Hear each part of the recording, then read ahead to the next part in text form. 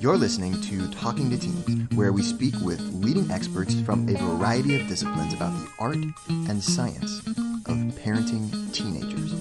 I'm your host, Andy Earle.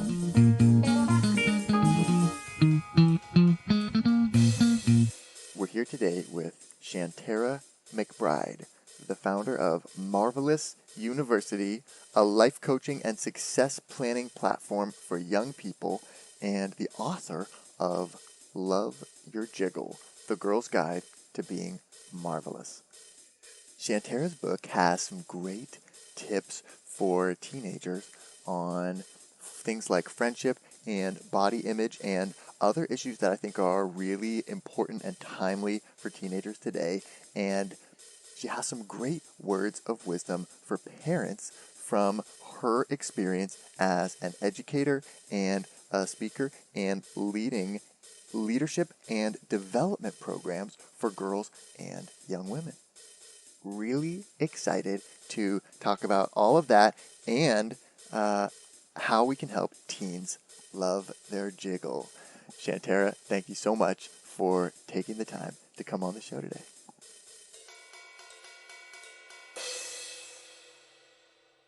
I read your book here, Love Your Jiggle, and I've read about you in some other books now, including this book, One Trusted Adult. Yes, my good friend Brooklyn. Okay, so you're showing up all over the place here. So how did you kind of get into doing all of this stuff and writing about being marvelous, and what propelled you to be talking about this and writing about it? Well, I would have to say working with girls, working with young people has always been my life. Okay. And I guess it's because I'm the oldest of a lot of grandchildren, like a lot of grandchildren. So there was always young people around. But I would say, getting into college, I went to college as a vocal performance major. I was going to be an opera singer and absolutely hated not everything about it. I like singing. I hated everything else. Okay. So, and my grades were a reflection of how much that was the wrong major. But anyway, long story short, I ended up changing majors to sociology. And that's when I really started learning more about theory and families and systems and young people in a different way, as opposed to just, playing with them outside and really learning about their development.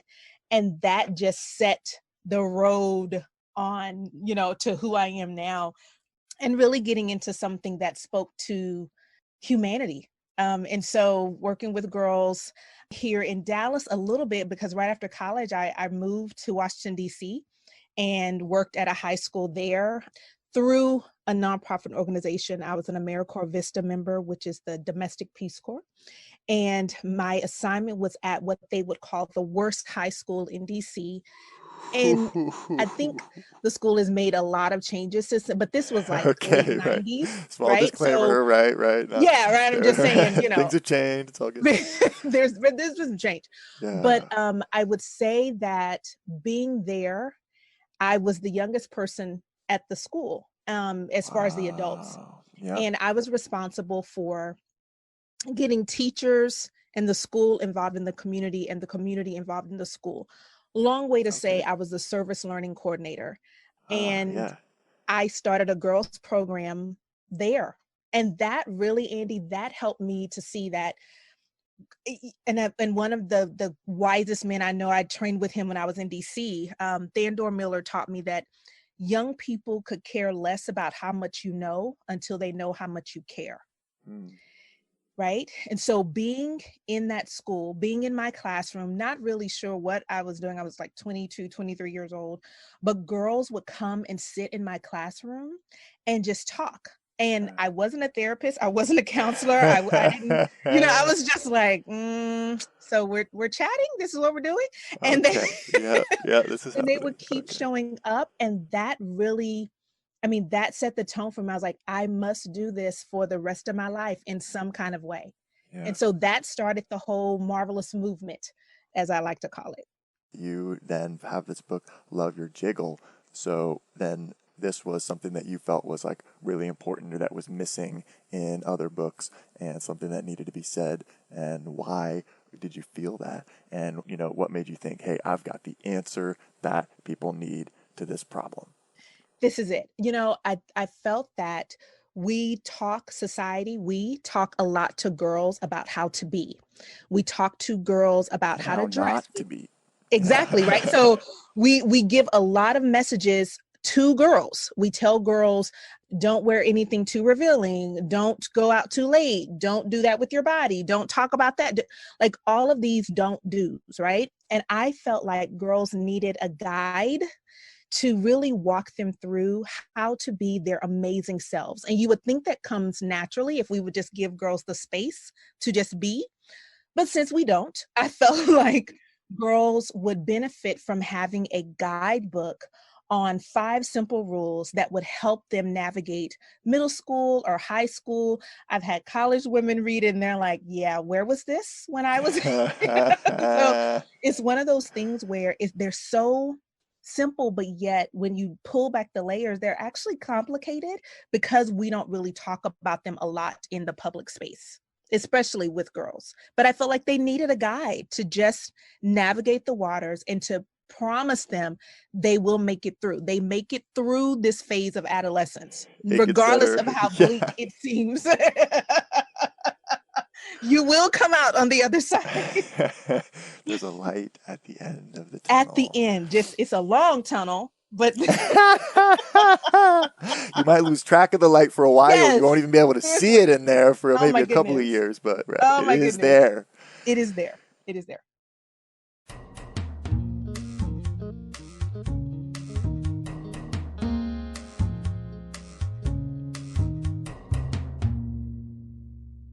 Okay, one of the tips in your book that I thought was really cool was just about really taking some time to define the meaning of friendship.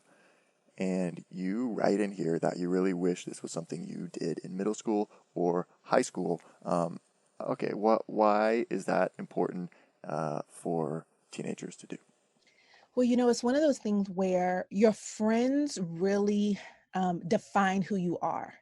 And we put so much pressure on friends, and I use that word, but it's one of those things where it's more about who am I seen with, who wants to be seen with me, who do I get to eat lunch with, who will wait for me before they go in the building, who will wait for me after school, who will wait for me in the hallway so I don't have to walk to my next class by myself, right? So it's way more Yeah. than the characteristics of a person. We look more to the actions or the benefits of what that person can do for us.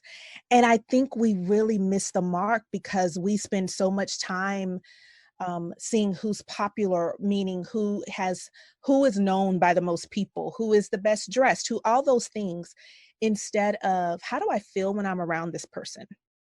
Right? Like, do I feel safe? Meaning, can I express the goofiness that is my personality, or must I always act just like them?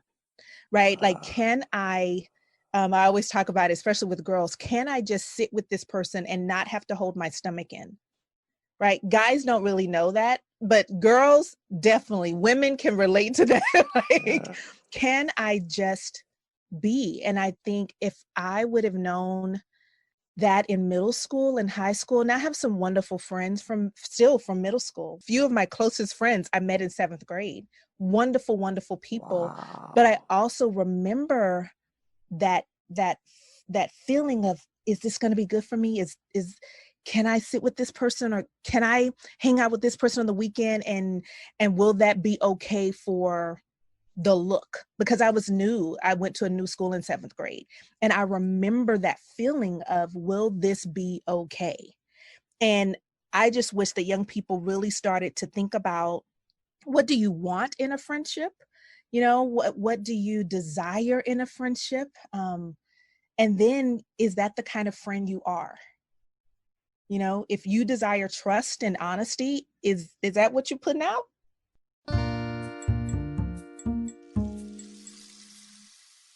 What what do you recommend for parents who have a teenager who's in a similar situation that you were in during that time?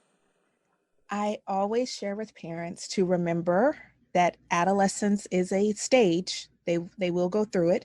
The other thing I would suggest really is to listen first and go into rescue and action mode after the listening. I think so many parents, when they hear there may be friendship drama, want to sweep in and What? rescue. Yeah. Right? Yeah, there's no, everyone should want to be friends with my child. Well, Yeah, right. right, and I always ask parents to listen. And in part of listening is to also ask their wonderful teenager, is this something you want me to just listen to, or do you want my advice? Because I think a lot of times young people, especially girls, just want to vent. They don't really care what we think. they, just, they just want us to listen, nod every now and then, say, oh my gosh, I can't Oh, believe that that's so happened, right? Isn't hard. this horrible? Oh, And then agree with them. yeah, That's it. And totally. I know that that sounds, there are probably going to be some teenage girls like, no, that's not true. Well, kind of, but I often ask parents to just think about, just ask, do you want me to Yeah, just yeah, listen to you yeah. vent? Because we all need space to vent. Or do you want my advice?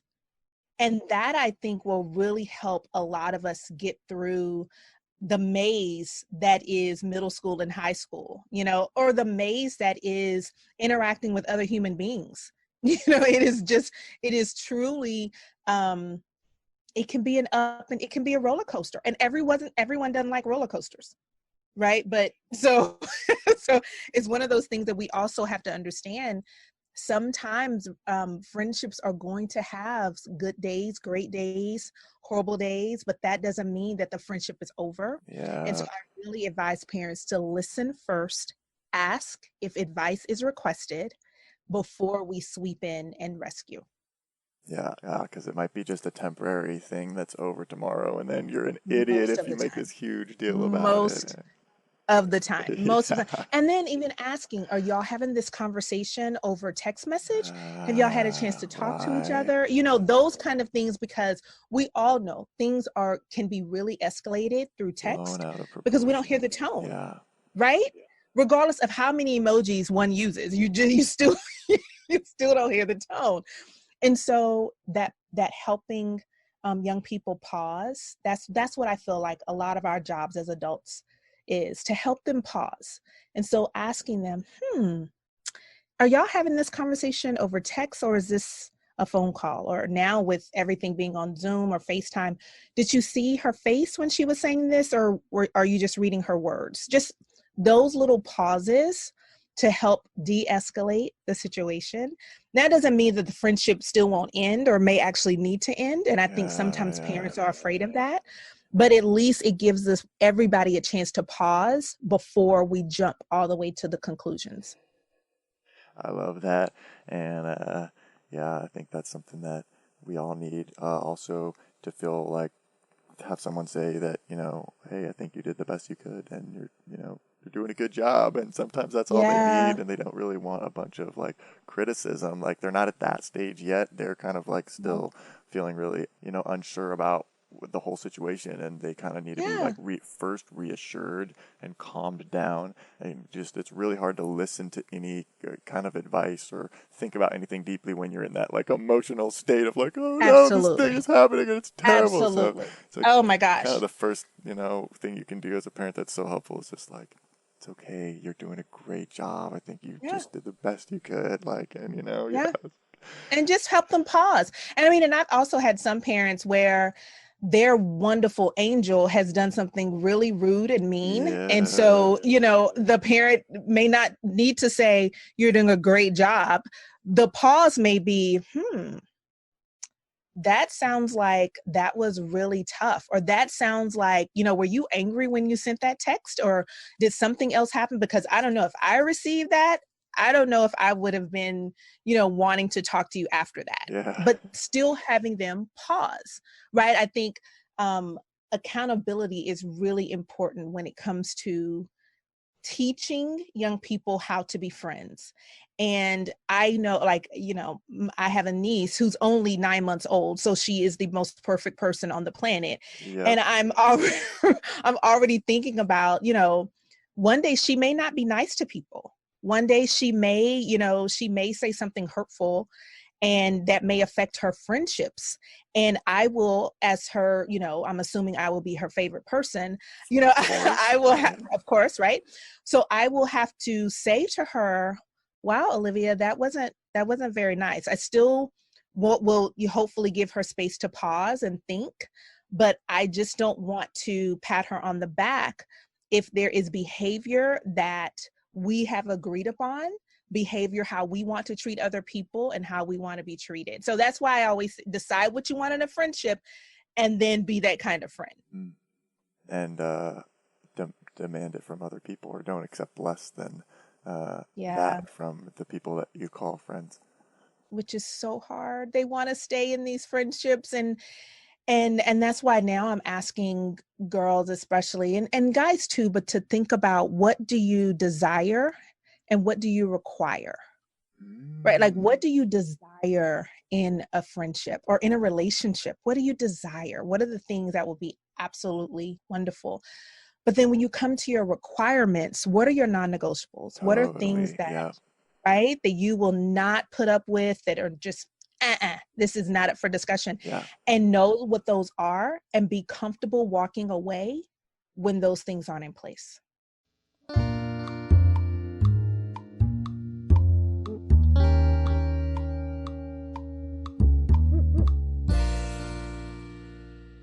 Can you talk a little bit about body image?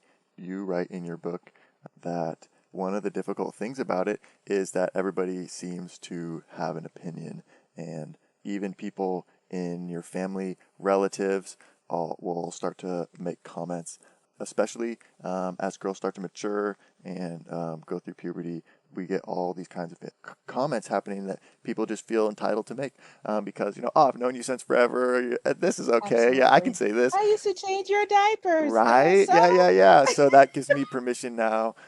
So yes. that's tough. Is that something that, that you have some advice for on how people could deal with that? Yes. Oh my goodness. When I use the word jiggle, and so I use the word jiggle for body, all things encompassing, because one, it makes people laugh. Like, when you cannot say the word jiggle, and I see your face, Andy. You cannot say it without smiling, right? And so it was really, for me, it was really to disarm the conversation and, like, okay, let's talk about our jiggles, and it's not just the stuff that moves on our on our bodies, right? Okay. But the thing about girls loving their bodies is this: we're up against this battle with people, strangers plus people we know, commenting on our bodies, telling us what our bodies should look like, telling us what how our bodies should move or not move, telling us what we should wear on our bodies, like all of these outside forces coming at us. And I don't think people really remember that when you're going through puberty, your body is changing without your consent, right? You are not giving your body permission to Right. do any of this. And for a lot of girls, they are angry that this is Yeah, yeah, happening, yeah. you know? And when you have your favorite aunt who, when you walk in the door, just like, oh my gosh, you're getting boobs.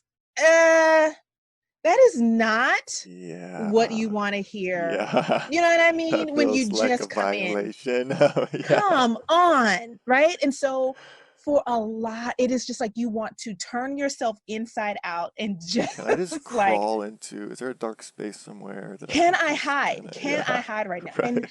and I just don't think that well-intentioned um family members, close family friends who are like family, if that they really understand the impact. Yeah. Because most young people, especially around puberty, they don't want to be seen. They really want to hide because, again, their body is changing without their consent. And so, yeah, they're spending more time in the bathroom. Yes, they're running up your water bill. Yeah, right. Yes, they're like, Yes, they're standing in there and gazing, even though they will cringe at the idea because things are changing. And so, what I try to tell young people, especially girls, is to love your jiggle, to when you are feeling bold, stand in the mirror butt naked, like nothing on, and just gaze at yourself. And when I talk about this in person, it never fails. Girls look at me like I have grown 5 feet, right? Because they're like, what? Why would we do that? And I always say, because you're absolutely marvelous. What is happening, what you see in the mirror is the most beautiful, majestic, wonderful creation that there is. And you need to learn how to stare, gaze at yourself, find your birthmarks, find the mole, find, whatever it is that make you wonderful. And then I even tell girls, now turn around and look at it. Just look at your butt. Just, and again, it never fails. They're like, oh my God. But for me, it's one of those things where go ahead and get it over with.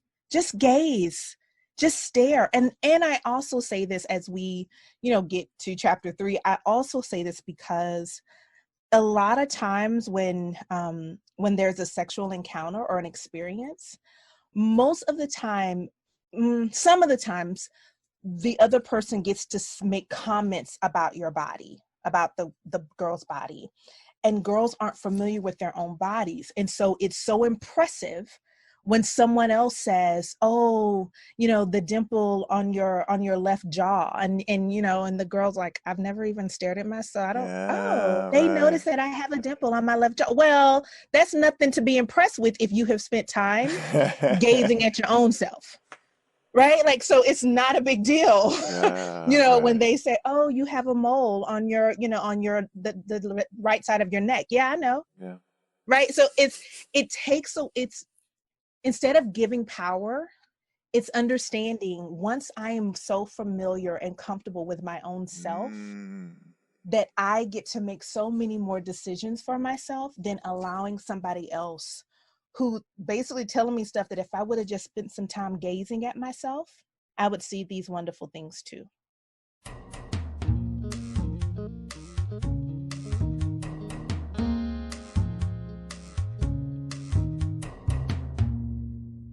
What do you think a parent's role is in that situation? Should you say something to other family members if you hear them making comments, kind of pull them aside, do you think, and just say hey, I know you're not trying to be, whatever, but we need to talk. I know you probably meant it as a compliment, but stop talking. Yeah, you're trying to be cute, yes. I get it, but we just try to yes. really say positive. We just try to not talk about, or I don't know, how would you phrase that? Or a lot of the times, and this is going to be 2 parts. So first, a lot of the times parents are noticing this because they're doing it in their home, and so they're already making the comments and seeing the preteen or the adolescent freak out. And so this is the great time for parents to give warning to those relatives before we arrive, hey, things are changing. Yep, you're gonna notice it, it's happening. But let's not go there, right? So that pre is really great. If it happens and it's so quick that and most of the, I would say for both parents, most of the time it's, I didn't know that they were going to say that. It's when they see their preteen or their adolescent basically getting ready to crawl inside themselves and go invisible. The great thing about a parent can always say is, things are happening without our consent all the time. Things are it's part of growing up. It's, oh man, I get that. Or, oh gosh, I remember when my aunt did me like that and I wanted to run and hide. So even identifying and just even though the aunt went what are you talking about? No, I remember, oh my gosh, I remember when that happened to me and I wanted to absolutely go outside. If you want to go outside, go outside. You know what I mean? Just making them not feel so strange because they didn't respond the way that most of the adults in the room wanted them to respond. Mm-hmm. And actually, as an adult, what do I expect them to say? Right. Right? What Oh, haha, yeah. Yeah, Good that's, one. I mean, honestly, what Yeah, do we right. expect them to say? And so if as the parent or the, you know, as my friend Brooke talks about, the trusted adult, if even if I'm in the space and I hear it, I can say, oh my gosh, I remember when my aunt did that to me and I wanted to disappear. Mm. Feel free to disappear right now if that helps. We're here with Shanterra McBride talking about how to help teens love their jiggle. And we're not done yet. Here's a look at what's coming up in the second half of the show. It has to be the extreme. Yeah. I mean, you know, that's when parents get permission to say that parenting is hard. But I think parenting on an everyday basis is hard. That is what I'm talking about. It's not necessarily what it looks like, but it's what your body can do. Adolescence feels like nothing is in your control, right? Yeah. You're Nothing. So getting you're pushed around by everybody. And it's everybody. like, yeah. Everybody gets to tell you what to do. Everybody Right. gets to make rules for you. You can't vote. So all these policies that are being passed, you can't put a voice to them. Yeah. And so it is all of this. You feel nothing but a sense of not having any control. And so what do? You seek to find something that you can control. Right. And so if we practice it as the adults in their lives and help them to live it out and to feel it, I think we will both win instead of this competition that I think just naturally happens with teenagers and adults. Want to hear the full interview? Sign up for a subscription today. You get unlimited access to all the interviews I've conducted. It's completely affordable, and your subscription helps support the work we do here at Talking to Teens. Thanks for listening. I'll see you next time.